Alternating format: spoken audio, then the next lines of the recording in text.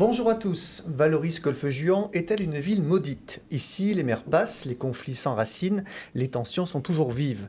3 ans à peine après les dernières municipales, les électeurs sont de nouveau appelés aux urnes. Ce dimanche, 5 candidats vont tenter de gagner la mairie. 5 personnalités que nous accueillons aujourd'hui sur ce plateau pour un débat que j'aurai le plaisir d'animer avec Émilie Moulin, journaliste à l'agence d'Antibes de Nice Matin. 5 candidats que nous allons vous présenter. Michel Saluki, bonjour. Bonjour. Vous briguez un poste que vous avez déjà occupé, maire de Valoris-Golfe-Juan de 2014 à 2020. Vous avez été battu de peu par Kevin Luciano. Vous revenez sur le devant de la scène aujourd'hui avec sur votre liste 2 anciens élus de la majorité de Kevin Luciano, dont l'ancienne adjointe Claudie Jiménez. Kevin Luciano, bonjour. Vous êtes professeur de droit, mais surtout maire sortant. Vous avez été élu en 2020 avec 35% des voix et vous avez rejoint le parti Les Républicains en cours de route et vous repartez avec une équipe presque inchangée sur votre liste Rassemblement pour l'avenir de Valoris-Golfe-Juan. Bonjour, tout à fait. Armand Bisseror, vous êtes médecin généraliste installé depuis des années à Valoris. Vous étiez membre de l'équipe de l'ancien maire UMP Alain Gumiel. Vous avez tenté votre chance lors des municipales de 2020, sans succès. Sur votre liste, on retrouve notamment Emmanuel Cantoni, qui siège actuellement dans l'opposition.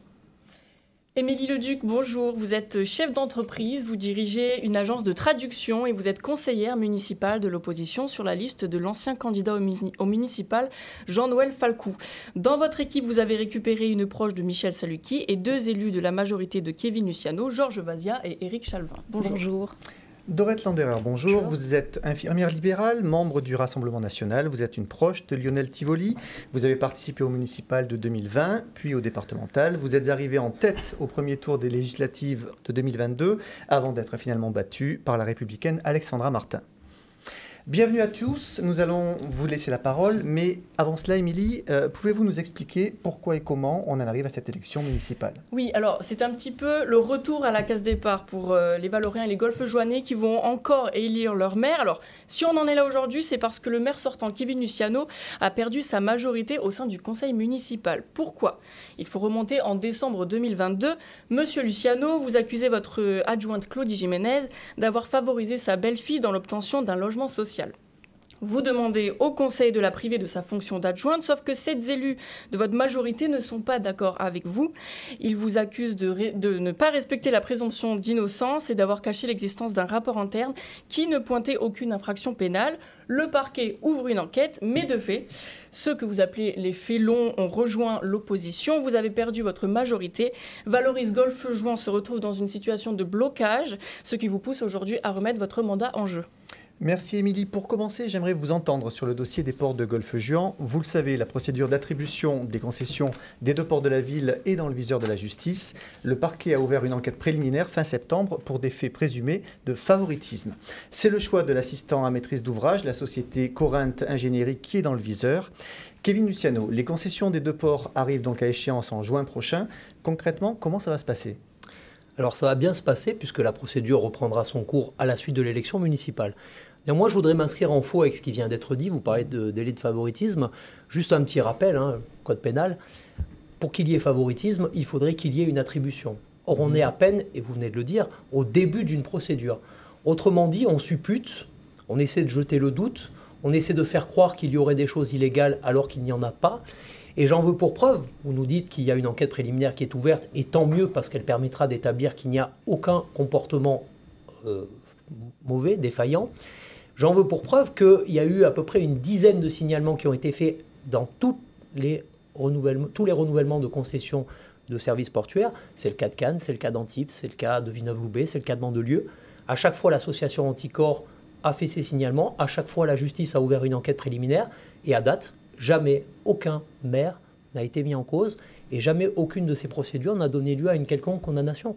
C'est logique qu'il y ait des enquêtes et on ne peut que s'en réjouir. Néanmoins, de prétendre ou de faire croire qu'il y aurait des choses illégales, ça me paraît grave. Alors pour vous, donc pas d'affaire. Émilie Leduc, vous avez dénoncé le choix opaque de la société Corinthe Ingénierie, une consultation en catimini, dites-vous, l'absence de réunion de travail avec les élus, vous confirmez ? Tout à fait, je confirme. Ce qui est établi, c'est que la procédure a manqué totalement de transparence depuis le début, ce qui mène aujourd'hui à une absence de respect du calendrier finalement, puisque le L'ancien port, la concession devait se terminer au 31 décembre. Il y a déjà un report maintenant, désormais pour 6 mois, puisque les choses n'ont pas été faites dans les règles de l'art, peut-on dire. Mais en tout cas, les élus n'ont jamais été concertés depuis le début sur ce dossier. Et c'est ce qui est reproché principalement, effectivement, à cette procédure. Le manque de transparence. Mes collègues élus de la commission d'appel d'offres confirment. La dernière appel d'offres, d'ailleurs, ne s'est pas... Une commission d'appel d'offres. C'est une commission de délégation de services publics. Pas du tout. Il y a également la commission d'appel d'offres, Monsieur Luciano, pour ouvrir les enveloppes. Merci de ne pas me couper, c'est une commission de délégation de services publics. Donc la dernière n'a pas eu lieu puisque le calendrier n'est plus respecté. Et on ne s'étonne pas de l'ouverture de cette enquête. Évidemment, la présomption d'innocence prévaut, tout comme dans l'affaire de Madame Jimenez, j'ai envie de dire, il y a quelques mois, qui a pourtant provoqué cette situation et ce débat aujourd'hui, Monsieur Luciano. Madame Salucchi, vous connaissez bien tous ces dossiers-là, qu'en pensez-vous ? Déjà, j'ai noté qu'il y avait une enquête préliminaire qui était ouverte, donc c'est quand même quelque chose d'important qu'il faut souligner. Confiée à la police judiciaire, ce qui veut dire que les arguments présentés pour ouvrir cette enquête sont conséquents. Donc j'attends la conclusion. Effectivement, de l'extérieur, j'ai pu voir qu'il n'y avait pas de transparence. Et beaucoup plus grave, pas de concertation, puisque tout le port s'en plaignait, qu'on ne les écoute pas, qu'on ne les entende pas, qu'on ne participe pas à la peut-être futur cahier des charges, etc. Pour moi, c'est quelque chose qui est inenvisageable. Donc je crois qu'il doit y avoir quand même quelque chose qui dysfonctionne et on attend les conclusions. Je m'abstiendrai de tout avis sur cette enquête parce que je ne connais pas profondément le dossier puisqu'il n'y avait pas de transparence. Par définition, on ne peut pas avoir d'avis dessus. Mais j'attends les conclusions. Monsieur Bisseror, vous avez les mêmes préventions que Madame Salucchi ? Parfaitement. Je partage cet avis. Notamment, je voulais dire qu'il y a eu déjà une consultation des habitants et qu'au cours de cette consultation, M. Luciano avait été prévenu qu'il y avait sur cette société Corrente 3 avis négatifs, 3 enquêtes qui étaient portées. Et donc, il avait été mis en garde par la société, par Anticor et par Mme Cantoni également, sur le fait que cette société était poursuivie. C'était peut-être pas un choix judicieux. Et donc, malgré cela, il s'est maintenu pour cette société. Aujourd'hui, on voit quel est le résultat. C'est qu'on a également une enquête préliminaire sur Valoris avec la même société et que malheureusement, ce choix de se maintenir avec cette société Corrente a été négatif pour la population, puisque aujourd'hui on se retrouve devant une page blanche qu'il faudra remettre tout à plat, tout à zéro, et j'espère que nous le ferons dans toute la transparence le plus rapidement possible pour répondre aux usagers et surtout au malaise des commerçants qui aujourd'hui, à quelques mois de la fin de la concession, se retrouvent sans avenir visible. Et c'est, je crois, une de leurs plaintes. Nous les avons écoutées, effectivement. Ils ne savent pas du tout comment ils vont être gérés dans quelques mois. Et il n'y a pas eu de concertation avec la municipalité. Il y a eu 15 réunions de concertation. 15, M. Bisseror. 15. Ben, écoutez, en tous les cas, ce n'est pas ce qui a été dit. Alors, faites le tour des commerçants et vous verrez leur avis. Je crois que c'est quelque chose que vous devriez faire. Vous devriez le faire plus rapide, plus souvent, parce qu'aujourd'hui, ils se plaignent du manque de transparence. Il y a eu 15 réunions, monsieur. Ben, écoutez, effectivement, si vous les faites dans certaines réunions publiques, j'étais à une réunion et effectivement, j'ai pas eu la réponse que je souhaitais avoir. Il fallait poser les questions. Mais j'ai posé les questions. Vous m'avez pas répondu. Et en tous les cas, vos réponses n'ont satisfait personne. Qu'elles ne vous satisfassent pas, c'est autre chose. Mais oui, que vous ayez eu des réponses, ça c'est un pas fait. Pas que moi, elles n'ont satisfait personne. Il y a eu 15 réunions, et en tous les cas, alors je vous engage à aller voir les commerçants du port. Mais non, mais moi je permettais que je vous réponde quand même. Allez voir les commerçants du port. Moi, je les ai fait. Je crois que je ne suis pas le seul ici à avoir fait le tour des commerçants du port. Et on a tous la même supplique. On a même la même supplique, c'est qu'il y a un manque de transparence et qu'aujourd'hui, ils ne savent pas où ils vont. Madame Landauer, avant de permettre à M. Luciano de répondre tout de même sur la globalité des mises en cause qui sont faites, quel est votre avis là-dessus? Est-ce qu'effectivement, pour vous, il faut repartir à zéro? Écoutez, cette question a été déjà posée il y a 3 ans avec les élections municipales en 2020. Nous, on avait parlé de la gestion du port en régie. Donc là, M. Luciano a choisi les délégations des services publics. Ben, moi, c'est mon avis en ce qui concerne l'enquête. Je ne ferai pas de commentaires. Ben, on laisse à M. Luciano les présomptions d'innocence. Donc c'est comme à Mme Jiménez. Bien, Monsieur Luciano, en gros, toutes ces personnes disent n'importe quoi, il n'y a pas d'affaire pour vous. Alors, d'abord, Monsieur Luciano n'est pas mis en cause dans cette affaire. Hein. Il y a une procédure qui est visée non pas par la justice dans un premier temps, mais par une association. Et cette association, je le dis et je le redis avec beaucoup d'insistance, dans toutes les villes où il y a eu un renouvellement des concessions, il y a eu des signalements qui ont été faits. Et à chaque fois, il y en a au moins une dizaine, Cannes, Antibes, Villeneuve-Loubet, Mandelieu, Cavalère-sur-Mer, Toulon, et je pourrais en citer d'autres, à chaque fois, il y a eu l'ouverture d'une enquête préliminaire. Vient-il à l'esprit de quiconque de dire que partout, il y a des choses qui sont irrégulières? Absolument pas. Donc, on a suivi les procédures, et je tiens à le dire avec beaucoup de clarté et de transparence, nous sommes sur le domaine public maritime. Autrement dit, la ville n'a pas la main. Lorsque vous êtes sur le domaine public maritime, c'est l'État. C'est l'État tout seul qui a la main. Vous devriez le savoir, Madame Saluki, vous avez été élue pendant 6 années. Donc, le maire ne fait pas ce qu'il veut. Le maire a initié une procédure avec le conseil municipal. Vous nous parlez de la régie, Madame Landerer. La régie, aucun conseiller municipal, aucun n'a voté pour la régie. Aucun. Il y a eu un vote, 35 élus, majorité et opposition. Il n'y a personne qui a soutenu la régie. On aurait très bien pu le faire. Ça n'a pas été soutenu par quiconque. Et ensuite, on fait des mises en cause. Moi, je ne pilote pas la procédure de gestion des ports. Cette procédure, et c'est une procédure de commande publique, c'est une procédure qui relève de la commission délégation de services publics et non pas de la commission d'appel d'offres. Et cette procédure, et cette commission surtout, à l'intérieur, il y a qui? Il y a des membres de ma majorité, mais il y a aussi des membres de l'opposition. Il y a notamment M. Vazia et M. Chalvin qui sont avec Mme Leduc. Il y a également M. Avril qui est pressenti pour être l'adjoint à la sécurité de Mme Saluki. Et ces personnes ont siégé dans 3 commissions de délégation de services publics et n'ont jamais voté contre quoi que ce soit. Elles n'ont jamais voté contre. Et donc aujourd'hui, mystérieusement, on dirait qu'il y a des choses qui sont irrégulières. Mais pourquoi donc les élus qui vous représentent n'ont pas voté contre? Bien. Pourquoi donc les élus n'ont pas fait d'observation comme ils auraient pu le faire? Donc ça veut dire que s'il y a des choses irrégulières, ce n'est pas moi qui les ai réalisées, puisque moi je ne suis même pas membre de la commission délégation de services publics. Il y a dans cette commission des gens de la majorité et de l'opposition. Ce sont eux qui ont fait les procédures d'ouverture de plis. Ce sont eux, enfin une procédure d'ouverture de plis parce qu'il y en a qui ne sont pas encore ouverts sur le second port. Donc moi je ne suis absolument pas en cause dans ce dossier. Contrairement à ce que vous voudriez faire accroire, c'est un peu facile. Ceci étant dit, M. Luciano, les choix de votre majorité vous engagent également, bien évidemment. Alors les choix de ma majorité, comme vous l'avez dit tout à l'heure, on parle de qui? On parle de M. Vazia, on parle de M. Chalvin qui depuis sont passés chez Mme Leduc. M. Vazia avait répondu un jour lorsqu'il s'était agi justement de cette AMO de Corinthe et avait expliqué justement, n'est-ce pas Mme Leduc, vous étiez présente, M. Vazia, qui est le numéro 4 de votre liste, avait dit que tout était parfaitement transparent et que ce qui avait été fait parfaitement dans les règles et qu'il n'était pas possible, ce sont les mots de M. Vazia, c'était dit en conseil municipal, madame. On retrouvera le conseil municipal. Il avait dit que la présomption d'innocence devait être respectée. Et il avait dit qu'on ne pouvait pas écarter le cabinet Corinthe. Voilà, mais ce n'est pas la même chose. C'est ce que vous préconisez d'écarter le cabinet Corinthe. Nous reparlerons de la présomption d'innocence, j'imagine, dans ce débat. Madame Saluki, vous vouliez ajouter un mot? Oui, tout à fait. Je viens d'être mise en cause. Je ne sais pas pour quelle raison, puisque je n'ai pas accusé M. Luciano de quoi que ce soit. Mais je retrouve bien là M. Luciano, jamais responsable, des fusibles un petit peu partout, responsable de rien, etc. Sauf qu'il faut savoir, puisque vous avez évoqué la fonction de maire, le maire est par définition responsable. Il est au-dessus, il pilote, il surveille, il regarde, il prend les précautions, il est prudent.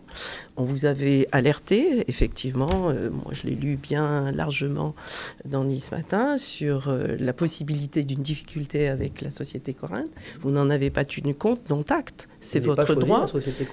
C'est votre droit. Toujours est-il que vous avez des adjoints qui sont délégués en votre nom.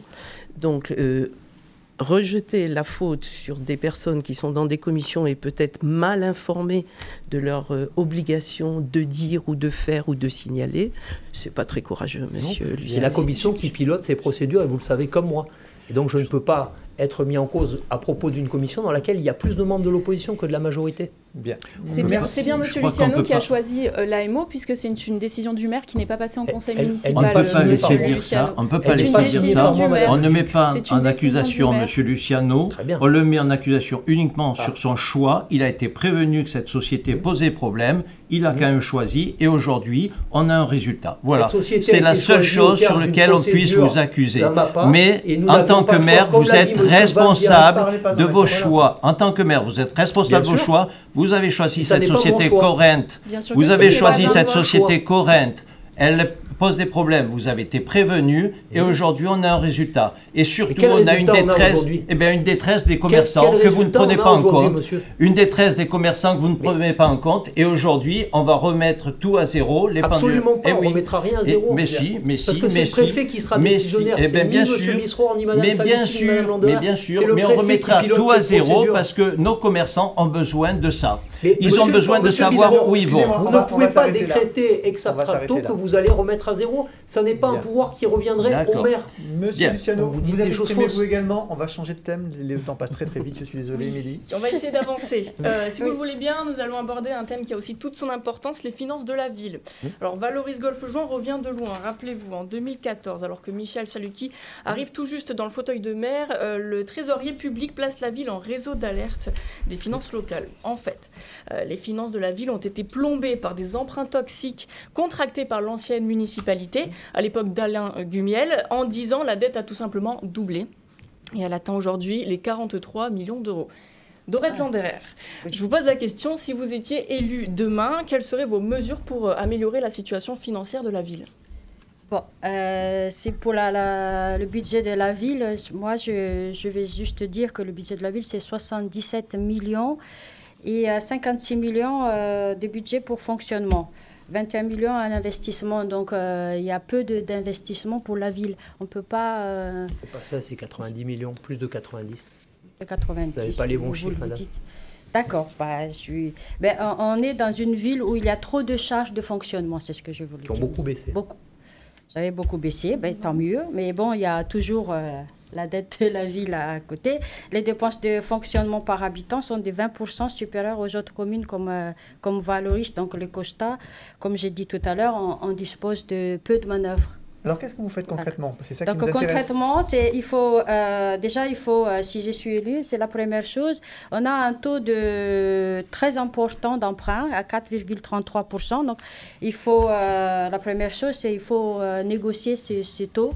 Vous renégociez le taux des emprunts, c'est ce que vous proposez. Oui, voilà. C'est impossible actuellement, les taux sont très hauts. Oui, il faut quand même essayer de goûter, il faut négocier, il faut augmenter aussi l'attractivité de notre commune par des festivités, par de nouveaux commerces et éviter impérativement que Valoris Golfe-Juan soit une ville dortoir. Il faut que les habitants restent et prennent plaisir dans leur commune. C'est le cas. Bien. Si vous le dites. Émilie Leduc. Alors, la situation de la ville s'est améliorée depuis 2020.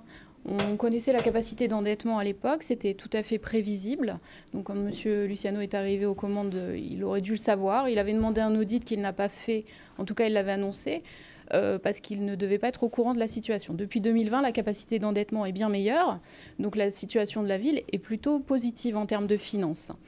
Nous continuons à désendetter la ville de façon régulière depuis à peu près 8 ans, environ 3 millions tous les ans, que ce soit sous Mme Saluki ou sous M. Luciano. M. Luciano, ici, vous n'êtes pas le professeur qui corrige à chaque fois qu'un élève parle. Merci de nous laisser la parole. Bien sûr. Il faut continuer ce désendettement, mais il faut surtout investir. Aujourd'hui, l'investissement concerne uniquement, finalement, le goudron sur les routes. Alors refaire le goudron, c'est bien. Ce qu'il faudrait, c'est faire les trottoirs à côté qui sont minuscules et qui ne permettent pas de cheminer correctement pour les piétons.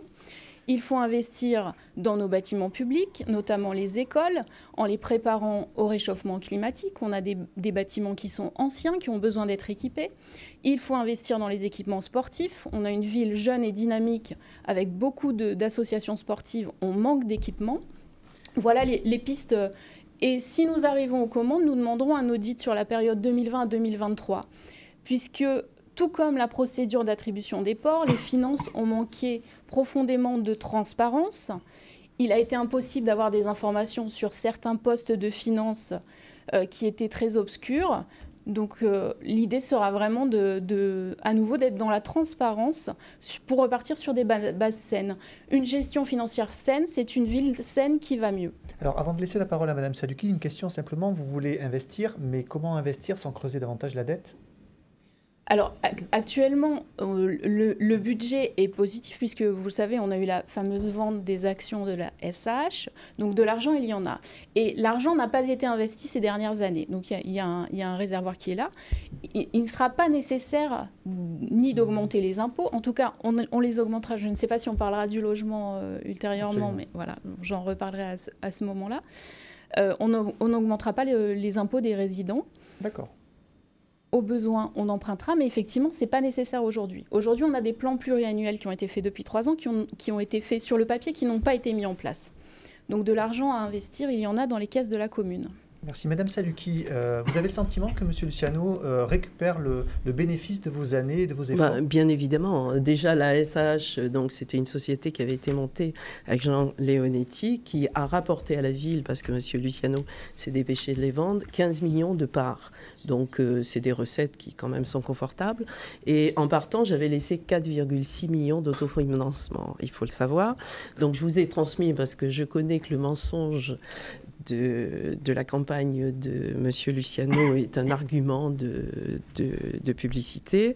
C'est pour ça que je vous ai transmis les rapports du trésorier public qui acte qu'en 2014, la dette était à 44 millions, qu'elle avait été doublée, que j'ai dû stabiliser les emprunts toxiques, j'ai dû vraiment supporter, parce que c'est très très lourd à porter, une pénalité de rupture de contrat de 10 millions. Donc à 44 millions, c'est ajouter les 10 millions de la pénalité de stabilisation des emprunts toxiques. Je sais que M. Luciano ne connaît pas son sujet puisqu'il n'était pas sur la ville à ce moment-là. Et c'est ajouté, parce qu'il n'y a pas de raison que ça s'arrête là, les 4 millions du partenariat privé-public de l'éclairage que M. Gumiel avait contracté, de 4 millions. Donc vous imaginez d'où je suis partie. Et en 2019, j'ai regardé mes tablettes, il y avait la dette bancaire était à 41,9 millions. Alors on peut raconter ce qu'on veut. J'ai dans ce fameux dossier rouge que vous avez vu tous les rapports du trésorier public qui actent toute cette évolution et la diminution. Alors pour assurer Madame le Duc, on peut tout à fait investir tout en diminuant la dette. Elle a compris le mécanisme, elle se diminue automatiquement quand on rembourse plus qu'on ne dépense. C'est la tactique qui fait qu'on continue à investir. C'est pour ça que pendant tout mon mandat, j'ai investi, malgré toute cette charge lourde financière de la dette. J'ai investi, j'ai continué à investir. Et ça, c'est non contestable, puisque j'ai tous les rapports du trésorier public. Monsieur Luciano, vous êtes un menteur donc qui bénéficiait du travail fait par Madame Saluki avant vous. Nous connaissons la rhétorique de Madame Saluki, c'est toujours la même. J'ai tout bien fait et les électeurs sont des idiots, ils ne m'ont pas fait confiance. Alors moi j'ai également des documents et je vous les ai apportés bien entendu parce que je connais Madame Saluki et je sais son lien avec la vérité et je sais qu'il est très souvent distendu pour ne pas dire très distendu. Alors Finance Active, je ne sais pas si vous connaissez. Finance Active, c'est la Bible des financiers. Et c'est le logiciel qui est utilisé par les finances publiques. Dans ce document de Finance Active que je vais montrer, nous avons l'état de la dette lorsque Madame Saluki arrive aux affaires en 2014, précisément au 31 décembre 2013. Vous êtes arrivé quelques mois après, 3 mois après environ, qui dit bien qu'il y avait une dette de 32 714 329 euros en 2013 au 31 décembre. Voici le document et je vous le remets de sorte que vous puissiez le montrer à nos téléspectateurs. Et il y a un autre document, toujours de Finance Active, Madame Saluki, qui dit que lorsque vous êtes parti de la mairie, alors c'est un peu 31 décembre 2019, bon, vous avez fait quelques mois de plus, mais on vous fait quitus de ces mois-là, la dette s'élevait à 50 64 956 euros. Je vous remets également ce document, qui, merci Madame le Duc de bien vouloir le transmettre, qui peut intéresser les téléspectateurs. Autrement dit, en 6 ans, Madame Saluki, la dette a augmenté de 17 millions d'euros. Ça fait à peu près 3 millions d'euros de dette en plus par année. Alors après, effectivement, vous avez beau jeu de démonter cette dette, de l'éclater en petits morceaux et de dire qu'une partie a augmenté, qu'une autre partie a baissé. Vous pouvez le faire. Néanmoins, si vous êtes une famille, si vous avez des crédits, Que vous ayez un crédit qui a baissé, si vous en avez 4 qui a augmenté, votre endettement a augmenté. Or, sous votre mandat, c'est bien le cas. 17 millions d'euros d'augmentation de la dette, avec effectivement différents éléments de dette, on est bien d'accord. Alors vous choisissez d'en sortir certains, d'en rajouter d'autres.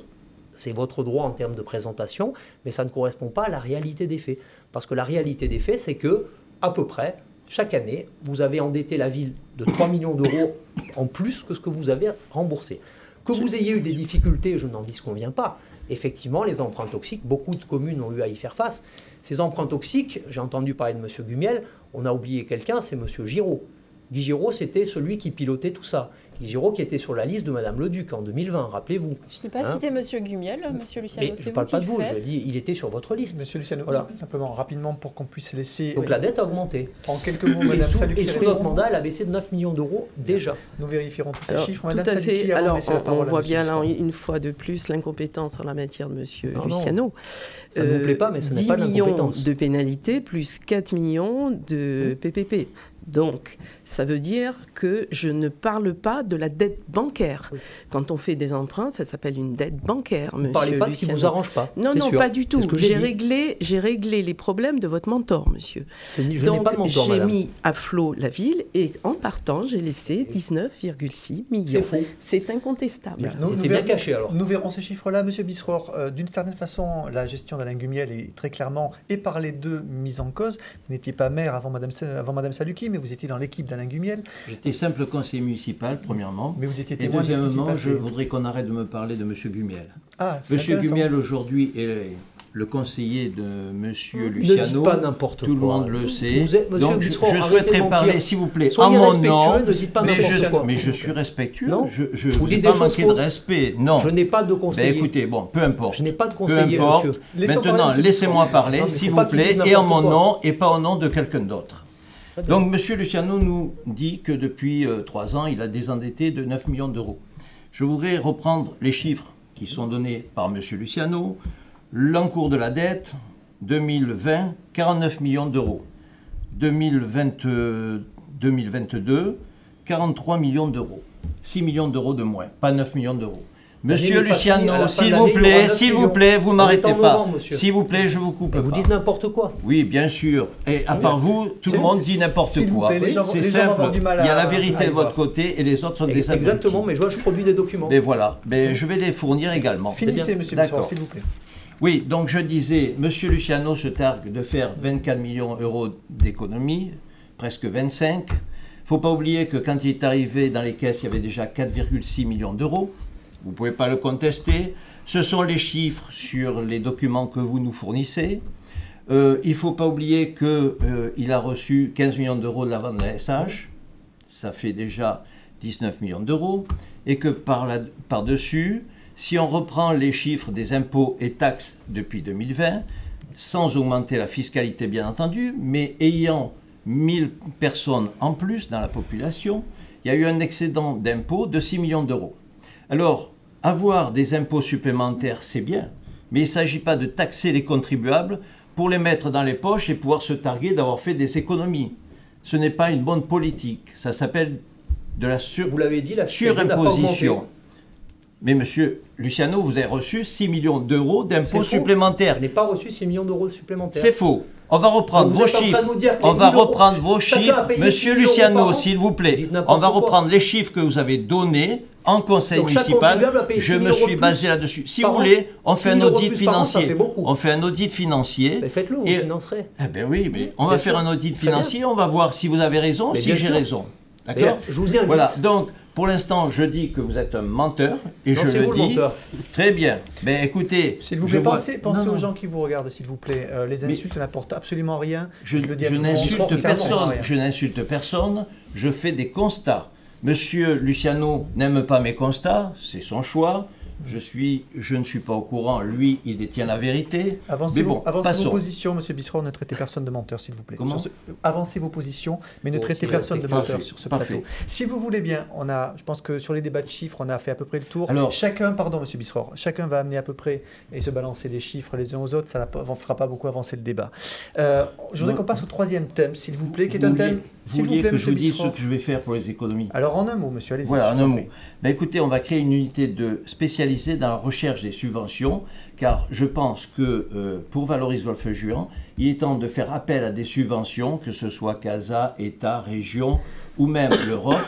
Et nous avons dans notre équipe un expert européen auprès de la Commission des finances qui a accès à des subventions européennes assez importantes, plusieurs dizaines de millions d'euros, que l'on n'utilise pas, faute de projet, et je souhaite qu'on puisse les utiliser. En même temps, on fera un agent économe de flux pour faire des économies dans les dépenses de fonctionnement, ce qui permettra d'accroître l'autofinancement. Merci beaucoup. Le troisième thème, il est extrêmement important, c'est la redynamisation du centre-ville. C'est un thème central dans tous les sens du terme, puisque sur l'avenue Georges Clemenceau, la plupart des commerçants s'accordent à dire que l'artère se meurt et qu'elle manque singulièrement d'attractivité. En 2018, pourtant, Valoris Golfe-Juan a été sélectionné par l'État pour faire partie de l'opération Cœur de Ville, avec des aides financières importantes à la clé. Alors Michel Saluki, vous étiez maire à l'époque. Pourquoi en sommes-nous encore là aujourd'hui ? Parce qu'on a changé de municipalité, parce qu'il n'y a plus d'animation pour créer de l'attractivité. Vous savez, les commerçants ne peuvent fonctionner que s'il y a des visiteurs, s'il y a des touristes, s'il y a des acheteurs. Ce n'est pas le cas aujourd'hui. Elle est vide du matin jusqu'au soir. Il suffit d'y aller à n'importe quelle heure pour le constater.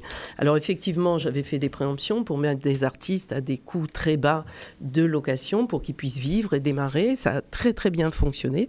C'était souvent des artistes qui sortaient de l'école Grandjean, donc c'était une plus-value et ça faisait vraiment une belle publicité à notre école. Monsieur Luciano a trouvé que tout ça était très mal géré. Il a tout arrêté. En vendant à Irilia, les locations ont augmenté. Donc, on a eu dans la rue Clemenceau, de la vie même et du témoignage des commerçants, 9 jeunes céramistes qui sont partis, ce qui est tout à fait dommageable parce que ce sont des jeunes qui sont très très actifs sur les réseaux, qui ont la capacité d'amener beaucoup de monde, et tout ça conjugué, ça faisait un mouvement permanent. Là aujourd'hui, je crois que tout le monde a constaté que ça ne fonctionne pas. Il n'y a pas d'animation, il n'y a pas de vie, il n'y a pas d'activité, il n'y a pas de développement économique, à tel point que monsieur Luciano a certainement reçu une pétition des commerçants qui se plaignaient d'être abandonnés. Certains n'avaient vu l'adjointe au commerce qu'une seule fois dans l'année. Enfin, tout ça conjugué fait que ça ne peut pas fonctionner. Ça ne peut pas. C'est dû à la politique menée actuellement. Et du coup, qu'est-ce que vous proposez pour réanimer la ville ? C'est déjà tout prévu. On réactive dans la minute, parce que tous les contacts sont pris, dans la minute, toutes les activités et les animations. Chaque semaine, chaque mois, chaque week-end. Toutes les animations sont bonnes à prendre. Pourquoi ? Parce qu'elles attirent du monde. On ne peut pas fonctionner, il faut le comprendre, sans acheteurs. C'est vraiment le bon sens le plus élémentaire. Et là, il me semble que cette municipalité, ma voix se satisfait du silence permanent et des commerces qui ferment. Il faut bien le reconnaître. Monsieur Luciano, quand vous avez été élu, vous constatiez qu'il y avait un problème d'activité, contrairement à ce que vous dites. Tel que vous le présentez, on a l'impression que c'était très animé avant, que ça n'est plus aujourd'hui. Vous faisiez le constat en 2020 qu'il y avait une carence d'activité. Et pourtant, en 2020, vous avez supprimé un certain nombre d'activités, notamment estivales. Madame Saluki vit dans un monde idyllique. Il y a 3 ans, tout était parfait. Aujourd'hui, c'est le néant. On a bien vu ce que ça a donné.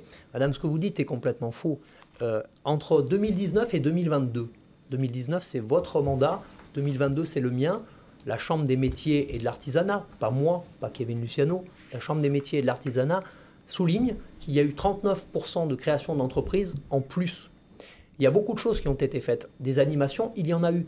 Mais il ne suffit pas de dire on va faire tous les jours de l'animation dans la rue. C'est pas ça. Et vous ne l'avez jamais fait d'ailleurs, à part la dernière année, quelques mois avant les élections, en essayant de faire accroire. Jamais, on était en pandémie, monsieur. Est-ce que je peux finir, madame ? On était en pandémie, on ne pouvait pas ouvrir. Que votre bilan était bon. Il y avait des fermetures, il y a eu des fermetures sous notre mandat, il y a eu beaucoup plus de créations que de fermetures sous notre mandat. Et c'est la Chambre des métiers qui le dit, ça n'est pas moi. Alors évidemment, vous êtes intéressé à l'affaire, vous n'allez pas nous dire que tout va bien, parce que vous êtes de nouveau candidate. Quel est l'état de la ville aujourd'hui ? Bien sûr, il y a encore des difficultés. C'est le cas de toutes les petites et villes moyennes de France et de Navarre. Partout, nous avons les mêmes difficultés. Et ce n'est pas en prétendant faire quelques animations des jongleurs et ce genre de choses comme vous faisiez de temps en temps qui va améliorer les choses. Ce qu'il faut, c'est une vraie politique de fond. C'est ce que nous avons fait. C'est d'abord une ville propre, ce qui n'était pas le cas sous votre mandat. C'est une ville sécurisée avec un commissariat de plein exercice, comme nous avons obtenu, et le ministre de l'Intérieur est venu l'inaugurer en personne. C'est d'avoir de la police municipale bien équipée et présente. C'est d'avoir des conditions préalables qui permettent de faire cela.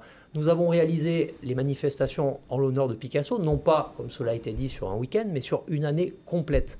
Il y a eu des dizaines de milliers de personnes, des étrangers et des locaux, qui sont venus non seulement qui ont assisté au week-end, mais aussi toute l'année à ces manifestations. Nous avons eu plus que doublé la fréquentation du musée. Nous avons recréé le musée Jean Marais que vous aviez fermé en son temps. Nous avons également, et là je suis très surpris d'entendre Madame Leduc tout à l'heure nous dire que ce qu'elle a bloqué en conseil municipal, notamment le 28 juin en votant contre, elle veut maintenant le faire. Nous avions le 28 juin proposé l'acquisition de locaux dans l'avenue Georges Clemenceau, ce qui a été bloqué par l'opposition. Je m'étonne puisqu'il trouve que ce sont des bonnes solutions qu'il le bloque. Alors si vous voulez bien, on va laisser... Je ne me suis pas prononcé sur ce point pour l'instant, Monsieur Luciano, je ne comprends pas pourquoi nous sommes en train d'acheter des locaux avec Erilia. Il n'y a rien de révolutionnaire dans cela, je le dis. Ça a déjà été fait auparavant dans d'autres villes, donc ça n'est pas quelque chose d'incroyable, mais c'est quelque chose qui commence à porter ses fruits. On a racheté un local qui fait 320 mètres carrés au niveau du Tanagra pour y installer justement des artistes et de la formation professionnelle, parce qu'on a besoin aussi de travailler sur cet axe-là, de faire venir d'autres potiers de qualité. Vous nous parlez de vos préemptions. Elles n'ont pas été arrêtées, madame. Il y a toujours eu des préemptions qui se sont faites. Il y en a qui ne se font pas. Tout dépend. On gère au cas par cas. Évidemment, il n'y a pas une politique générale qui serait vertueuse de faire que des préemptions. On a vu d'ailleurs, vous faisiez des préemptions et les commerces restaient vides. Je vais citer quelques-uns. Le commerce de la Pignate qui a été vide pendant tout votre mandat et une partie du mien, parce que vous l'aviez préempté et il est resté sans aucune occupation. Et il a coûté à peu près 2 000 € par mois à la ville. Monsieur Luciano, j'aimerais entendre Madame Leduc sur ce point-là, sur la question de l'animation des commerces. De la dynamisation, vous avez parlé de dynamisation du centre-ville. J'ai envie de parler des centres-villes, parce qu'il ne faut pas oublier Golfe-Juan non plus. Nous, ce que nous souhaiterions, c'est une politique globale, avec l'embauche d'un manager de centre-ville, totalement dédié à cette tâche. Il y a des villes d'à peu près de la même strate qui l'ont fait, par exemple Saint-Dizier en Haute-Marne, 24 000 habitants, et qui a réussi à redynamiser son centre-ville, ou Arras dans le 62, environ 32 000 habitants, qui a réussi par une politique globale, non seulement évidemment de situation urbaine, mais aussi d'économie, puisqu'on parle d'économie et de finances, qui a réussi à redynamiser son centre-ville. Donc il n'y a pas de raison que Valoris Golfe-Juan n'arrive pas à redynamiser ces deux centralités. Donc un manager de centre-ville spécialement dédié, une politique effectivement pour éviter les locaux vacants, une obligation d'achalandage des vitrines aussi, une uniformisation afin que la ville soit plus agréable. Et pour qu'elle soit plus agréable pour s'y balader, il faut aussi qu'elle soit agréable pour les piétons. J'en reviens, on a un problème de trottoir avec des aménagements qui ne sont pas faits. La ville doit être agréable. Monsieur Luciano parlait tout à l'heure de Picasso, on parle d'un budget d'1 million, les commerçants n'ont pas vu de retombées économiques. Donc il faut absolument inclure les commerçants qui occupent les locaux et qui tentent désespérément de dynamiser ce centre-ville dans des actions globales. Voilà. Très bien. Madame Landerer, votre vision, est-ce que vous partagez ce constat? Il n'y a pas assez d'animation d'une part, d'autre part le centre-ville se dévitalise, et surtout qu'est-ce que vous proposez pour régler ces problèmes-là? Moi, je suis d'accord. Le commerce et l'animation vont de pair à l'économie. Il faut redynamiser la ville. Il faut faire des animations à thème, revaloriser la ville de Valoris et Golfe-Juan au centre-ville. Donc, il faut avoir un élu référent, un vrai manager de centre-ville qualifié qui ouvrira le dialogue avec les associations et les commerçants. Nous sommes. Tout ce que je dis, vous faites donc. Je sais pas, mieux. Vous êtes parfait. Alors pourquoi la situation est si catastrophique à Valoris?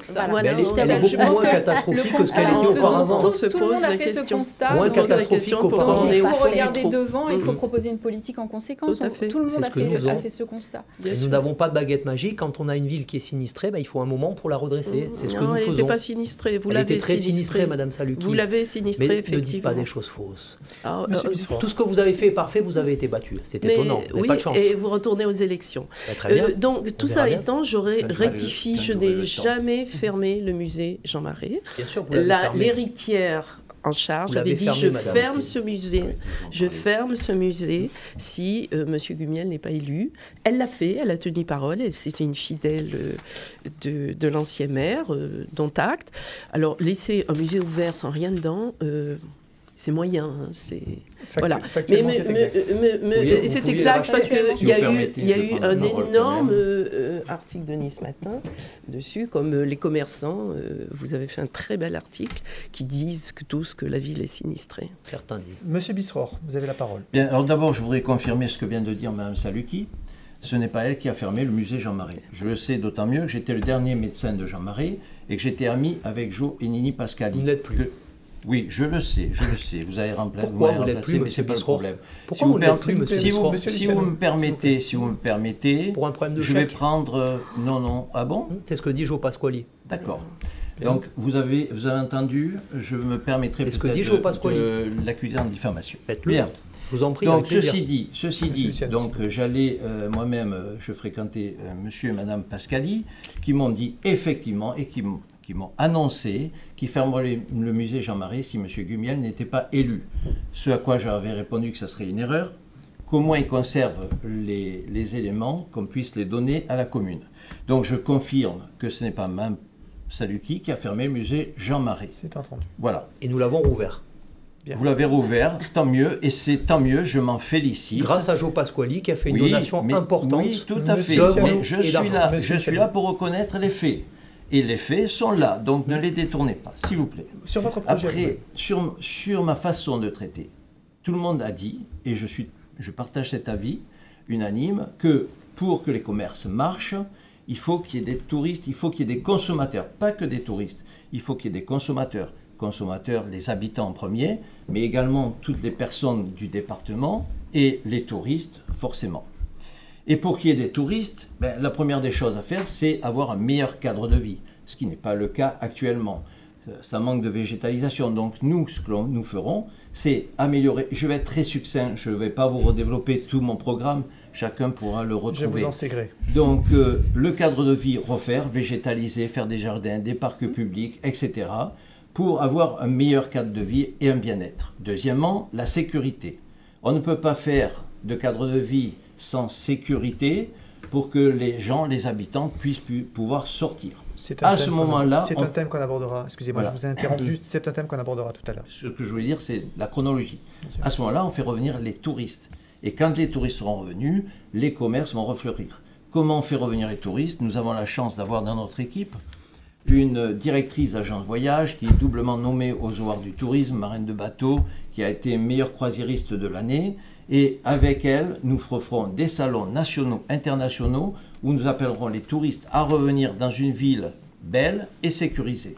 C'est comme ça qu'on va redynamiser les centres-villes de Valoris et Golfe-Juan. Et d'autre part, je voulais juste rectifier un petit mot, c'est que le directeur pour les centres-villes, c'est bien, mais si on s'appuie sur l'opération Cœur de Ville, il est prévu un directeur pour l'opération Cœur de Ville, et on sait que dans toutes les villes qui ont l'opération Cœur de Ville, eh bien, le directeur de cette opération sert de directeur, de manager pour l'économie.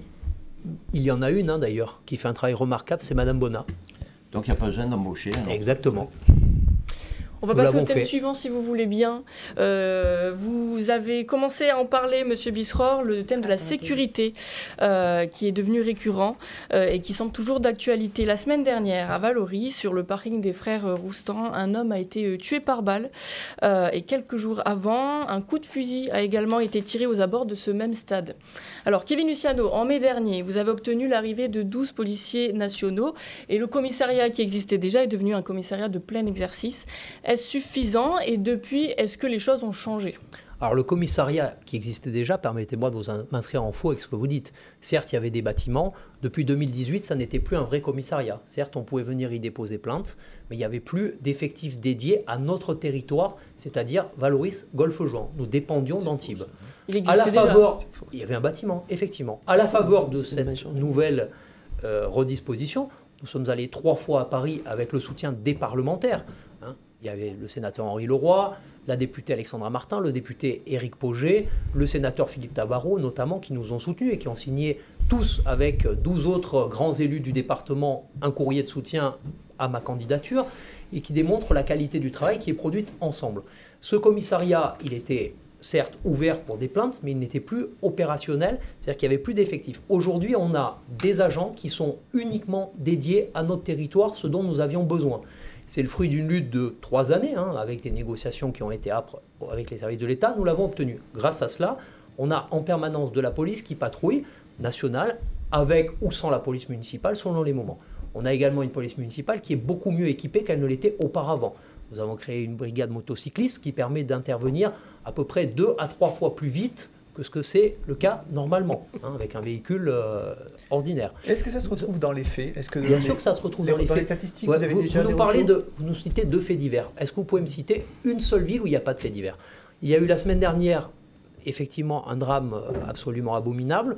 Sur fond de rivalité amoureuse, une personne a tiré sur une autre. On n'est pas dans de la délinquance, on n'est pas dans du banditisme là.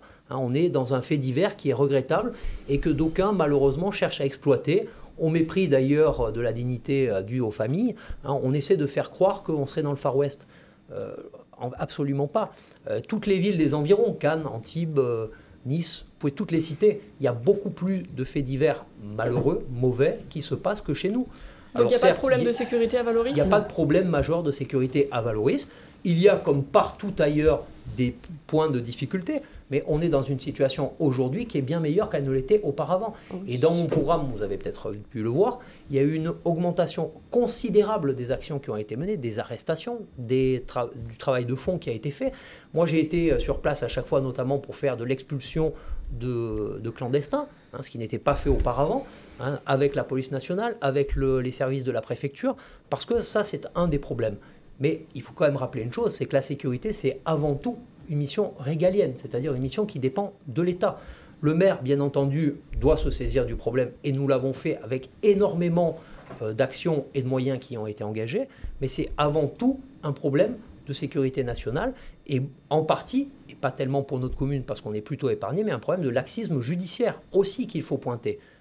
Parce que quand vous avez des gens qui sont arrêtés plusieurs fois, parfois des dizaines de fois, et qui sont remis en liberté, là on a un problème de réponse pénale et pas un problème de sécurité de police. Madame Landerer, sur ce point-là, la sécurité, est-ce que ça va mieux à Valoris? Est-ce que vous avez le sentiment que l'essentiel a été fait, que maintenant tout roule? Monsieur Luciano a dit qu'il n'y a pas d'insécurité à Valoris, alors que il a dit qu'il y en avait moins. Il y en avait moins. Donc, le sentiment d'insécurité, par contre, est bien présent sur notre commune. Comme partout. Comme partout, oui, mais bon, il faut... c'est vrai que vous avez dit... le commissariat est ouvert, c'est très bien, mais il faut aller plus loin. Valoris, c'est la 5e ville des Alpes-Maritimes. 7e en population. 5e. 7e en population. Cannes et Antibes et Nice. Le Canet, Cannes-sur-Mer aussi, par exemple.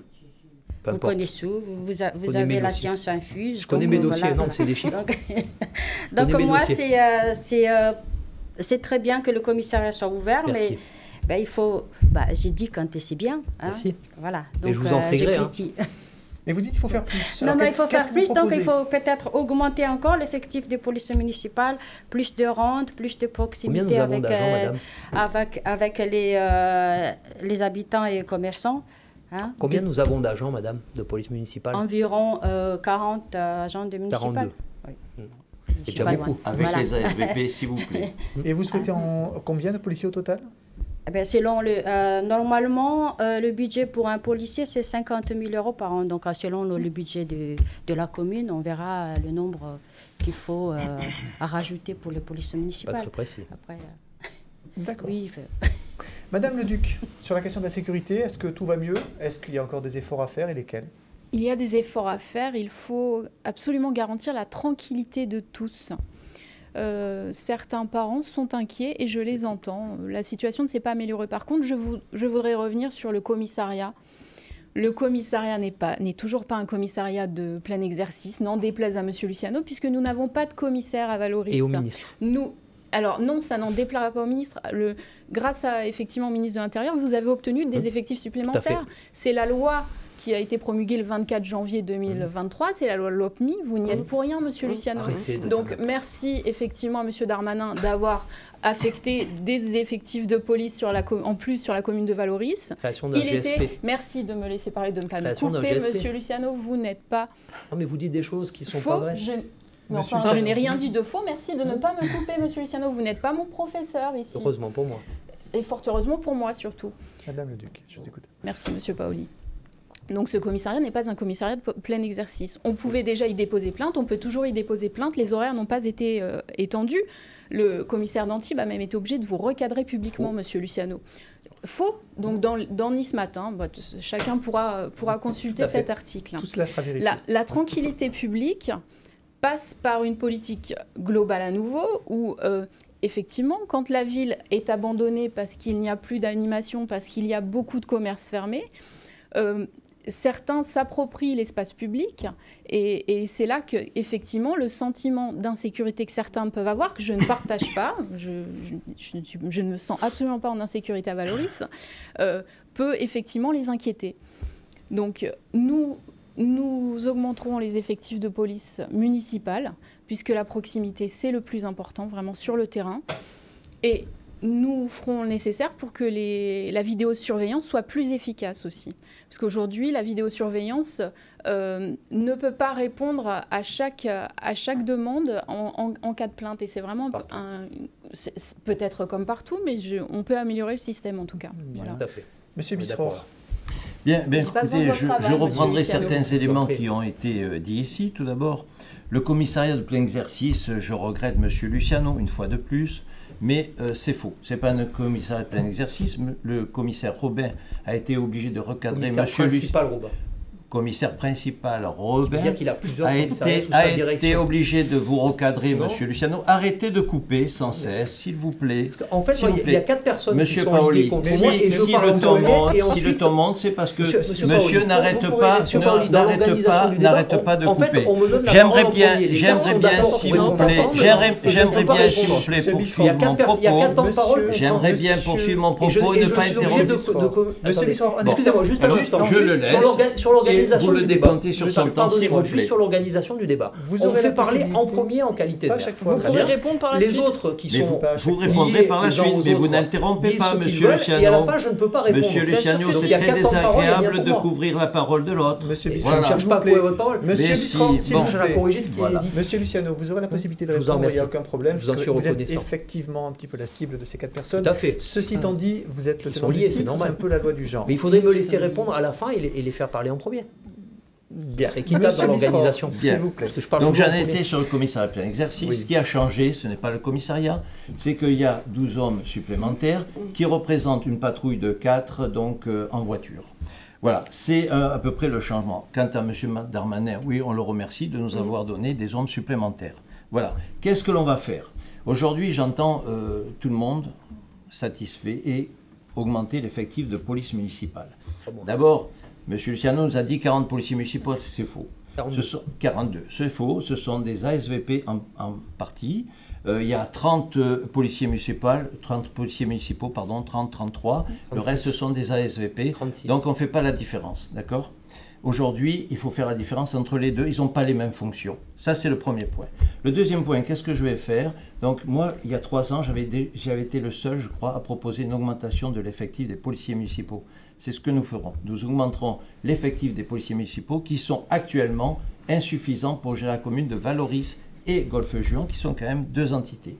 Nous sanctuariserons l'hôtel de police municipale actuel et nous regrouperons la police municipale et nationale sur les mêmes lieux.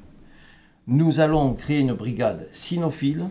Nous améliorerons le centre urbain de surveillance. Nous créerons un poste de police à Golfe-Juan. Et nous remettrons la police de proximité, c'est-à-dire le service d'îlotage. Et par ailleurs, il faudra peut-être donner une meilleure prime à nos policiers municipaux pour éviter qu'ils demandent leur mutation à Cannes, à Grasse, à Antibes, partout. Donc on les forme et par ailleurs, je pense que c'est parce qu'ils n'ont pas de reconnaissance et pas assez de primes. Voilà. Madame Saluki. Alors j'ai beaucoup à dire. Alors effectivement, c'est un commissariat de secteur. Donc Monsieur Robin, principal d'Antibes, a bien mis les choses au clair dans un communiqué dans Nice Matin, et c'était nécessaire parce que M. Luciano avait jugé bon d'envoyer un courrier à tout le monde en disant formidable, j'ai réussi, c'est la victoire, etc.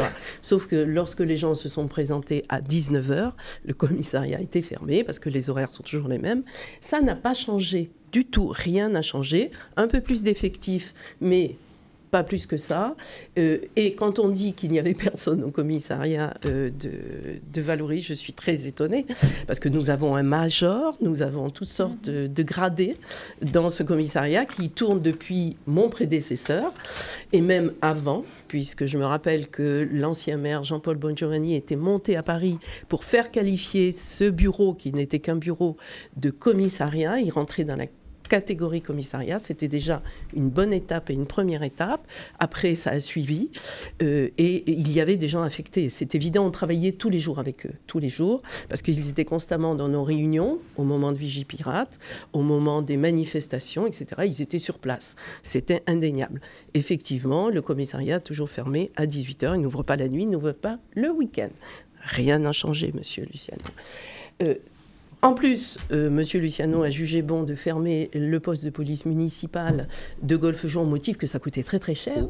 Alors moi, je lui pose la question, combien coûte une vie, M. Luciano? Quand aujourd'hui les gens s'entretuent, comme on vient de le souligner, et je vais remettre, comme c'était auparavant, l'ouverture du poste municipal de Valoris 24 heures sur 24 avec des brigades 24 heures sur 24. Vous faites état d'un fait regrettable. Le temps que la police arrive, il s'est passé quand même pas mal de temps. Donc il faut des brigades sur place qui tournent constamment, jour et nuit, dans la commune. Nous sommes dans une commune sensible. Je mettrai aussi à nouveau en action le groupement local de lutte contre la délinquance en partenariat avec le procureur et le sous-préfet, ce qui a été complètement abandonné. Donc tout a été abandonné, on s'étonne. La brigade moto, elle a toujours existé. C'était mon prédécesseur qui l'a créée et on l'a amplifiée. Et je peux vous dire, j'ai des photos extraordinaires parce qu'effectivement, il fallait acheter de belles motos. Ils étaient ravis et nous avons des spécialistes et ça a toujours existé. On avait mis par contre les vélos, l'été spécialement, et ça fonctionnait très bien aussi. Et je pense que cinéphile, pourquoi pas. Voilà, donc... Cynophile, pardon, excusez-moi, cinéphile. On peut aussi cinéphile, c'est très bien. Je pense que oui, parce que je pensais au festival que j'avais l'intention de mettre en place et j'ai dérapé. Oui. Voilà. Bon. On va peut-être laisser la parole à M. Luciano. Écoutez, moi je suis assez content parce que finalement, tous mes contradicteurs disent que ce que nous avons fait est bon puisqu'ils le proposent. Et en réalité, c'est ce qui a été fait. Augmentation des effectifs de la police municipale, nous l'avons fait. Mise en place des équipements... je ne peux plus parler, je m'interromps encore. Mise en place le poste de police municipale, madame, il n'a pas fermé. L'agent de police municipale qui était à Golfe, il est toujours à Golfe, à la mairie annexe. Il est malade. Il n'a pas fermé. Vous voyez, il est toujours là. Donc vous voyez, rien n'a changé. Il faudrait peut-être, pendant 3 ans, vous n'étiez plus présente, il aurait peut-être fallu vous promener dans les rues de notre ville. Absolument pas. Et les brigades tournent, évidemment. Mais il y a un poste fixe avec un agent. Je ne peux pas parler. Je vous en prie, monsieur. On me reproche d'interrompre quand on dit des choses fausses et moi, je ne peux pas parler. Il y a 4 personnes qui sont contre moi aujourd'hui. Le fait est, monsieur, c'est que vous interrompez également les personnes. Donc, voilà, on vous laisse la parole et on interrompt. Très bien, je vous en remercie et je suis reconnaissant à mes contradicteurs juste de me laisser finir 2 petites secondes. Allez-y. Voilà. Donc, tout ce qui est proposé là a déjà été fait. Donc, je prends ça pour un quitus et je vous en remercie. Là, les effectifs ont augmenté, les équipements ont été améliorés. Les policiers sont aujourd'hui équipés de caméras piétons, ce qui renforce leur sécurité et qui permet d'améliorer le traitement des procédures. Nous avons des effectifs qui tournent en permanence, ce qui n'était pas le cas précédemment. Le pilotage dont vous parlez, il est en permanence sur la commune aujourd'hui. Il ne l'était pas de votre temps.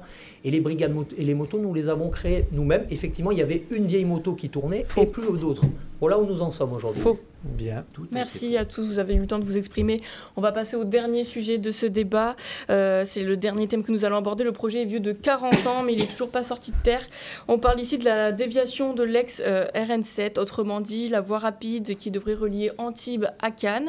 Il ne reste plus qu'un tronçon à réaliser. Il se trouve à Golfe-Juan, mais un collectif d'associations a attaqué le chantier en justice en raison d'espèces protégées qui se trouveraient sur le terrain.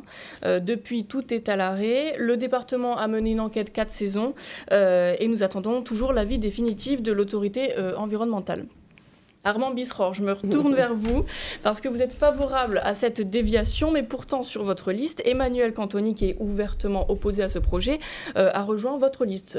Est-ce que c'est dérangeant? Alors, nous avons fait une liste d'alliances, comme vous le savez, sur tous les sujets qui nous importent et qui sont importants, et nous sommes d'accord sur 90% de notre programme. Ce sujet-là, nous sommes en désaccord. Moi-même, je suis favorable, elle est contre, elle est à l'origine de ce référé, contre cette déviation. Nous avons mis ce sujet hors de cause, puisque je vous rappelle que là, on sera pour 2 ans, on sera élu pour 2 ans, et que ça ne sera pas fait dans les 2 années. Je pense que sur notre commune, il va y avoir des sujets beaucoup plus importants que cette déviation. J'y tiens, moi, parce que ça me permet de faire d'autres projets. Mais il y a d'autres projets qui vont être beaucoup plus importants sur les 2 prochaines années à venir. Je pense qu'il va falloir qu'on se projette sur 30 ans. On a d'autres grands projets. On a un marché couvert, une refonte du square Nabonan. On a un grand centre culturel à Grandjean. Tout ça est déjà fait. Tout ça est budgétisé. J'ai déjà trouvé les subventions pour tous ces grands projets. On a également un grand complexe sportif aux Tuilières, budgétisé. On a déjà trouvé les subventions pour. Il y a également donc la coulée verte qui va être faite. Je pense qu'on va avoir suffisamment de pain sur la planche et de travail pendant ces 2 années pour mettre à flot et pour faire sortir ces projets, en tous les cas, pour en fonder les bases. Il va y avoir 2 années également pour refaire tout ce que j'ai dit tout à l'heure, cadre de vie, sécurité, tourisme, commerce, etc. Et je pense que de toute façon, c'est un sujet qui ne va pas forcément dépendre de nous. C'est le département qui va être le pilote. Effectivement. Voilà. Donc, on va les laisser faire. On va les laisser faire puisque c'est entre les mains de la justice. On va laisser faire la justice. On verra bien ce qu'il en découle. Autorisation, on fait la déviation. Pas d'autorisation, on ne la fait pas. Donc, laissons faire la justice. Aujourd'hui, on est dans un état de droit, je crois. Donc, la justice a ce dossier dans les mains. Que peut-on augurer aujourd'hui tant que la justice n'a pas rendu son acte? Pour connaître vos positions, Madame Émilie Leduc, sur cette déviation. Alors, rappelez effectivement que ce dossier est un dossier départemental. Sur Valoris Golfe-Juan, nous avons un conseiller départemental qui, si effectivement avait été favorable à ce dossier, l'aurait fait avancer avec toute la volonté nécessaire. Ce dossier est bloqué. Et bloqué effectivement à cause de cette enquête, cette étude que vous rappelez et ce référé, mais également parce que le département aujourd'hui a d'autres priorités. Les vallées ont à nouveau souffert. Merci de ne pas me couper, Monsieur Luciano. Voilà. Les vallées ont à nouveau souffert récemment en termes de voirie. Il y a énormément de priorités. Effectivement, on peut comprendre, les habitants de Valoris Golfe-Juan peuvent comprendre qu'on passe un petit peu derrière des gens qui sont en difficulté, qui n'ont plus de route pour accéder à leur maison, à leur station. Mais quel est votre avis pour le coup? Quelle est votre position à vous? J'allais y venir. Je ne m'opposerai pas à une décision du département dans ce dossier. Ce dossier qui est gelé depuis des dizaines d'années doit avancer dans un sens ou dans l'autre. Dans tous les cas, je ne m'opposerai pas à une décision du département, une autorité supérieure dans ce dossier. Madame Saluki? Oui, moi je considère que ça n'est plus d'actualité puisque M. Luciano a tout signé, tout ce qu'il fallait en début de mandat. Donc je crois que cette déviation est dans les tuyaux du département. Effectivement, elle est bloquée par des recours qui sont très intéressants parce que c'est vrai qu'il avait été oublié, cette fameuse étude sur la faune et la flore, et c'est majeur. Bon, je pense que c'est tellement vieux que tout le monde avait oublié de cocher les cases. Nous interviendrons sur l'aménagement, le pourtour, etc., pour favoriser le plaisir que pourraient avoir les familles à se promener autour, les sportifs à faire du sport, etc. Là, aujourd'hui, quelle que soit la décision de justice, je pense que les choses sont actées depuis 3 ans. Ça me paraît difficile de revenir en arrière. Donc moi, j'ai pour habitude d'être pragmatique. Je m'adapterai, comme Madame Leduc, aux décisions prises par la justice. Comme moi-même. Monsieur Luciano, vous êtes pragmatique également? Alors moi, je suis très pragmatique et je suis favorable et je me réjouis puisque les personnes, à part M. Bisserot, autour de cette table, étaient opposées à la déviation. Maintenant, elles ne veulent pas vraiment répondre parce qu'elles savent que c'est un sujet délicat, donc elles disent ni oui ni non, bien au contraire. Vous étiez donc, également pour? Alors moi, je suis pour et je reste pour. Je pense que cet axe est un projet structurant majeur pour notre commune. C'est un axe structurant qui permettra de désengorger Golfe-Juan. C'est la condition préalable à la réhabilitation complète de l'avenue de la Liberté, avec de la végétalisation, avec des aménagements pour la sécurité. Il y a des morts régulièrement. Vous m'avez parlé tout à l'heure des morts, Madame Saluki. On oublie ceux de la déviation, ceux qui sont les sacrifiés finalement de cette déviation non faite, puisqu'il y a beaucoup d'accidentologie. Qu'est-ce que vous voulez dire, Monsieur Luciano? Exprimez-vous clairement et courageusement. Comme vous l'avez fait pour Monsieur Bisserot. Vous avez des méthodes tout à fait particulières, Monsieur Luciano. Je suis encore interrompu. La victimation. Vous y connaissez quelque chose, la victimation, madame? Jamais, monsieur, jamais. Non, victimisation, non. Moi, j'aimerais, mais sans m'attaquer, si possible. Sans m'attaquer. Ah bah si. Non, vous ben étiez à si. l'inauguration du premier tronçon, vous en êtes Oui. félicité, vous avez fait campagne contre. J'ai du mal à saisir la position des uns et des autres. J'y étais obligée, monsieur. 800 000 euros investis par le département, ça ne se rembourse pas. C'est 8 millions, Surtout madame. quand on est en C'est 8 faillite millions, en c'est pas 800 000. 2014. C'est 8 Non, millions. à l'époque, c'était Ah, 800 d'accord. 000. 800 000. Bref, bon, on ne sait pas votre position. Moi, ma position, Vous elle est étiez claire. également contre cette Moi, j'avais déviation été contre. avant d'être Il y a élu une- maire. il y a une dizaine Vous avez d'années, changé j'étais d'avis contre. une fois que vous Et- êtes mais devenu bien sûr. maire. Mais moi, j'ai changé Également. d'avis et je le dis. Il y a une dizaine d'années, j'étais contre. Après, je me suis aperçu que cet axe était un axe indispensable pour le bon déroulement des opérations de réhabilitation de notre cœur de ville, de Golfe-Jean, pas de Valoris pour le coup, parce qu'on a besoin de refaire l'avenue de la Liberté, je l'ai dit, avec la végétalisation, avec la sécurisation. Je ne vous mettais pas en cause, madame, je disais simplement qu'en bloquant la déviation, on fait un surplus de circulation sur l'avenue de la Liberté qui est très accidentogène, et ces morts-là, bah, malheureusement, ils sont imputables au fait qu'on n'ait pas fait les travaux avant. Voilà, c'est tout. Je ne vous parlais pas de vous ni de personne d'autre. Donc, il faut qu'on réalise cet aménagement. Ce sera également une condition pour que le square Nabonnan puisse être complètement refait, agrandi, végétalisé, amélioré. C'est le cas aussi, vous avez parlé de la halle, et je vous remercie, puisque nous, on l'avait proposé en 2020, je vois que vous nous rejoignez sur ce point-là, la halle couverte sur le square Berger. Hein, c'est un très beau projet. Et là, c'est bien, tout le monde est d'accord. Donc tout ça, à mon sens, ça passe par un apaisement qui ne peut résulter que de la réalisation de la déviation. Il y aura un bus en site propre, on en a parlé avec Jean Léonetti, qui sera gratuit, qui permettra d'enlever des flux de circulation, qui permettra de travailler sur les mobilités douces, qui permettra de faire en sorte que vraiment on aura un centre-ville de Golfe-Jean qui pourra être complètement refait, amélioré, avec du stationnement, avec de la végétation, pour que les gens qui veulent venir dans le centre-ville de Golfe-Jean puissent le faire de façon aisée, que les personnes qui habitent dans toutes les transversales qui sont aujourd'hui menacées par le flux de circulation qui est absolument ahurissant puissent en profiter. Et je vais même vous dire mieux, si la déviation se fait, et c'est ce pourquoi nous allons pousser le plus fort et le plus vite possible, il y aura même de la circulation en moins sur le chemin de Saint-Bernard. Ça ne va pas régler ce problème-là, mais ça va quand même considérablement l'améliorer. Voilà, Merci. moi je suis très clair. Madame Landerer, s'il vous plaît. Moi, je prends juste un petit peu la parole parce que tout le monde veut parler, donc je vous laisse la parole après. Non. Moi, je suis d'accord pour... Ah, vous êtes d'accord à C'est peu ma- près sur ce point-là, donc on ne va pas Voilà. épiloguer trop longtemps. Ok. Madame, Allez-y, qu'est-ce que vous en- monsieur. Non, madame, s'il Oui, vous plaît, oui. qu'est-ce que vous en pensez? Moi, c'est, je laisse le départemental de décider. Et puis, peut-être il aurait fallu demander aussi aux habitants valoriens Golfe-Jean faire un référendum parce que ça divise quand même associé au cette projet. décision-là. Donc, voilà. Pas Je peux d'autre. dire un mot là-dessus? Allez-y, après Allez-y. Armand Un Bissera mot. prendra la Il y a parole. eu 2 élections. En 2020, nous avons fait de ce projet un des éléments majeurs de ce que nous proposions aux Valoriens et Golfe-Joannais. Ils ont voté pour nous. En 2021, avec Madame Thomel, nous étions candidats aux élections départementales. Nous avons été élus massivement, hein, plus de 70% au second tour, ce qui veut dire qu'il y a eu une adhésion de la population à ce Monsieur projet. Bissefort. Très bien, je suis ravi de voir Monsieur Luciano, son discours. J'ai l'impression de voir mon discours de 2020. Lui, il n'en avait pas. C'est faux. D'ailleurs, le 16 mars, nous sommes retrouvés à ma permanence, le lendemain des élections. Monsieur Luciano m'avait affirmé et confirmé qu'il n'avait pas étudié le dossier, il ne connaissait pas le dossier Bouchardon un du menteur. département. Monsieur Bissefort, c'est J'ai jamais dit ça. invérifiable et Bon, j'allais vous dire un peu inutile. Tout à fait, tout à fait. Donc, la Dire ce qu'on déviation, veut. moi j'étais pour, vous le savez, et Mme Cantoni est contre. C'est le sujet sur lequel nous sommes en désaccord, Mais ceci dit, aujourd'hui, c'est le département, c'est la justice qui ont ce dossier. Nous ne pourrons pas en parler. Monsieur Luciano me parlait de la refonte du square Nabonnan. Vous verrez dans mon programme que j'ai une refonte complète, que j'ai travaillé avec architecte.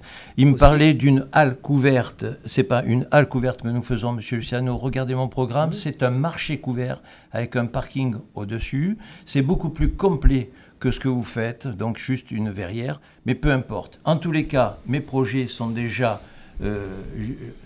budgétisés, j'ai déjà des subventions pour cela, donc nous, ce que nous ferons, d'ailleurs, ce que nous disons, nous le ferons, et je voudrais dire que ce que nous ferons, nous l'avons dit. Bon, on a un petit Budgétisé à peu hauteur de combien, on peut vous le demander? Pardon? À hauteur de combien? De quoi? Ces projets dont vous parlez, vous dites qu'ils sont Les budgétisés projets à hauteur de combien? Mais nous avons des subventions en termes de, on va dire, de 100 millions d'euros. 100 millions d'euros. Oui, monsieur. Pour la halle, Mais c'est cher. Ah non, pas la halle. Non, vous me parlez des projets. pardonnez-moi. Pour la ouais. halle uniquement. Et on entame La halle, là. c'est 5 millions d'euros, 4 à 5 millions d'euros. La halle et le square Nabonnan. Attention, tout confondu. On refonde tout. On fait une véritable place provençale à Golfe-Juan. Un véritable cœur de ville. C'est entendu. Merci à tous. On arrive à la fin de cette émission. On voulait quand même vous poser deux dernières questions. Si vous êtes élu demain, quelle serait votre première mesure et qu'est-ce que vous voudriez dire aux gens qui hésitent encore? Madame Landerer. Donc, si je suis élue, donc moi, c'est la première mesure que je mettrai en place, c'est la sécurité. Parce qu'une ville qui n'est pas sûre, les gens n'ont pas envie de venir s'installer. Alors, moi, je m'adresse à Valoriens et Golfe-Juanais. Si vous souhaitez moins de commerce, si vous souhaitez moins d'animation, si vous souhaitez encore des querelles politiques comme on vient de voir là maintenant avec le débat, si vous souhaitez moins de communes soient rayonnantes et attractives, donc votez pour les autres listes. Sinon, si ce n'est pas ça, votez pour ma liste. Monsieur Luciano. Alors moi, par rapport à mes concurrents, j'ai l'avantage de continuer une action qui a déjà beaucoup porté ses fruits au cours des 3 dernières années. Certes, il y a encore beaucoup à faire et ça, c'est indéniable parce que la situation a été particulièrement dégradée au préalable. Nous avons fait beaucoup de choses en termes de végétalisation, d'amélioration de la qualité de vie, d'amélioration du cadre de vie, de sécurisation de notre ville, de redynamisation commerciale. Il reste évidemment beaucoup à faire. En 3 ans, on ne révolutionne pas tout, mais déjà les bases sont posées. Et contrairement à mes adversaires, si les Valoriens et les Golfe-Juanais me font confiance, je ne serai pas là pour détricoter ce qui a été fait au cours des 3 dernières années, mais je serai là pour prolonger l'action. Il y a un élan qui est engagé, il faut le laisser se poursuivre. Cet élan, il doit nous amener très loin. On a une ville qui a une histoire extraordinaire. Je veux retisser les fils du temps, rattacher cette ville à laquelle je plonge mes racines depuis de nombreuses générations. Mes grands-parents, arrière-grands-parents y sont nés, y ont vécu, comme moi, avec mes enfants, ma femme. On a cette passion de la ville chevillée au corps. On a envie que ça avance. C'est très simple. Moi, je vais déjà remettre au vote les délibérations qui avaient été bloquées par l'opposition lors du conseil municipal du 28 juin 2023, à savoir des travaux de réhabilitation dans une école, l'école Mistral qui aurait dû être complètement refaite pendant l'été.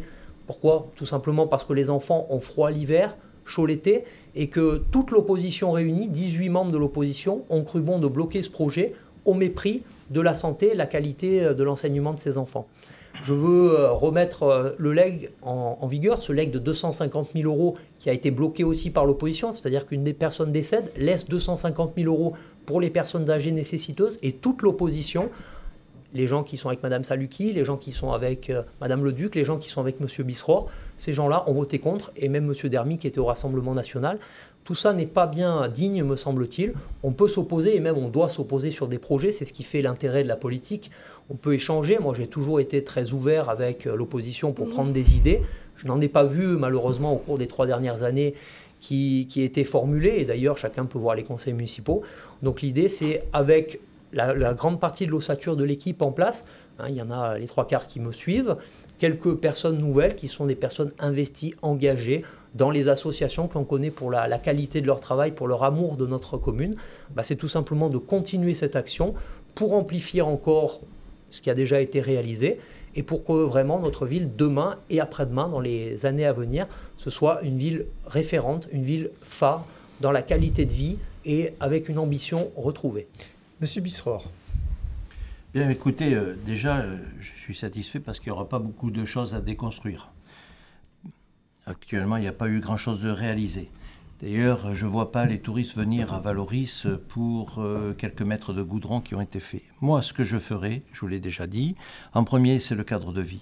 On ne peut pas avoir une vie où il fait bon vivre sans cadre de vie. La deuxième, c'est la sécurité. Et j'aurais tendance à dire tout en même temps. On a 2 ans, il va falloir aller vite pour faire progresser la commune. Elle a perdu déjà 3 ans. Après, ça va être le tourisme, le commerce et nos grands projets qui seront fondés. Et surtout, nos grands projets avec les budgets qui vont avec. Et je crois que c'est une chance unique que n'aura pas une deuxième fois Valoris Golfe-Juan. Mais surtout, ce que je voudrais, c'est qu'on ait une commune qui soit enfin apaisée, une commune sereine, une commune où les gens peuvent s'exprimer, où les gens n'ont pas peur de s'exprimer ou de dire bonjour à quelqu'un, une commune où on peut aller voir le maire, ce qui n'a jamais été le cas en 3 ans. Je voudrais une commune, enfin, où il fait bon vivre, où les gens soient heureux de vivre et puissent sortir tranquillement et apaisés dans cette commune. Merci beaucoup. Madame Madame Leduc. Je voudrais dire qu'on instaurera le respect, l'écoute et la transparence. Ce sont 3 valeurs essentielles dans l'action municipale et dans la vie de tous les jours pour rétablir le dialogue avec les habitants. Ma première mesure, ce sera tout simplement de rencontrer l'ensemble des agents municipaux qui ont besoin d'être rassurés, qui ont besoin d'être valorisés pour que ensemble, c'est la première vitrine de la ville. Ils ont envie de faire du bien à leur ville pour que la ville aille mieux. Donc ce sera ma toute première mesure, rencontrer l'ensemble des agents municipaux. Vous dire aussi que j'incarne le renouveau, puisque je n'ai pas de passif. Je suis expérimentée, je suis la seule, hormis M. Luciano, à être candidate, à être actuellement élue au conseil municipal, avec d'autres élus expérimentés, et que nous avons ensuite ouvert aux citoyens de bonne volonté qui ont envie de s'investir, sans passif, sans revanche, sans rancœur, pour regarder devant, pour le renouveau de Valoris Golfe Région. Merci beaucoup. Et Madame Saluki, pour terminer. Bien, écoutez, effectivement, comme l'a dit M. Bissoir, il n'y a rien à détricoter. Donc, je reprends tous les projets que j'avais projetés sur 10 ans. Donc, effectivement, le square Nabonnan, avec la création de stationnements supplémentaires. Mais surtout, et la priorité des priorités, c'est la sécurité. C'est aussi la construction d'une crèche. 70 places demandées aujourd'hui par les familles. C'est un handicap majeur pour que les personnes actives puissent aller travailler. Je remets tous les projets en place. Je remets de l'écoute, comme le disait Madame Leduc, on a tous constaté la violence et la dureté et l'irrespect qui régnaient dans les méthodes de gestion actuelles. Donc nous allons nous rapprocher immédiatement de tous les services, redonner de la confiance, redonner de la dynamique.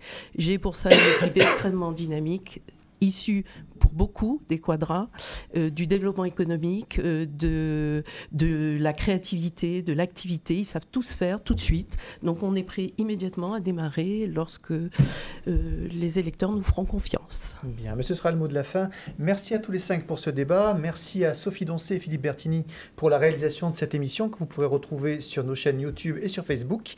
Rendez-vous demain dans l'édition Grand Ouest de Nice Matin pour le compte-rendu de ce débat et le décryptage de ce débat. Merci de nous avoir suivis. Bonne journée à tous.